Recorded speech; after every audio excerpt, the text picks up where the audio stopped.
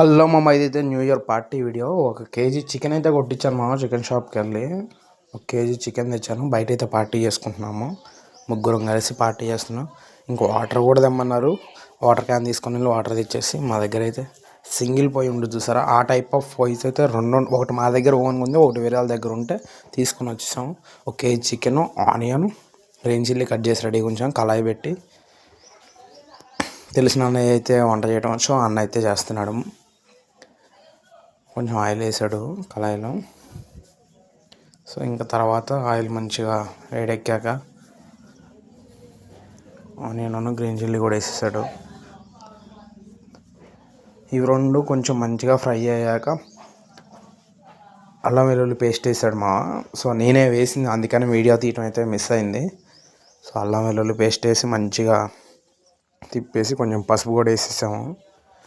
పసుపు వేయడం మర్చిపోతే అమ్మట్లో వెళ్ళి తీసుకొని వచ్చి పసుపు వేసేసి అల్లం వెల్లుల్లి పేస్ట్ వేసి మంచిగా తిప్పేసి దాంట్లో చికెన్ కూడా వేసేసాము. చికెన్ వేసేసి కొంచెం సేపు అలా అయితే మగ్గనిచ్చేసాము. ఈ లోపు నేను బయటికి వెళ్ళిపోయాను. లోపు మా వాళ్ళు అయితే చికెన్ కర్రీ అంతా రెడీ చేసి పక్కన పెట్టేశారు. చికెన్ కర్రీ రెడీ చేసి పక్కన పెట్టేయడంతో నేనైతే వీడియో తీయలేకపోయాను. లేకపోతే మొత్తం వీడియో అప్లోడ్ చేద్దామని చూశాను.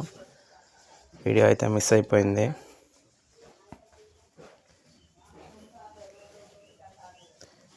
న్యూ ఇయర్ పార్టీ మీరు ఎలా చేసుకున్నారో కింద కామెంట్ అయితే చేయండి మా. కామెంట్ చేయండి, లైక్ చేయండి, షేర్ చేయండి, సబ్స్క్రైబ్ చేయండి మన ఛానల్ని. ఇంకా రెండో పొయ్యిలో రైస్ అయితే ఎక్కిచ్చేసాము. వైట్ రైస్ చేసుకున్నాము ముగ్గురికే కాబట్టి.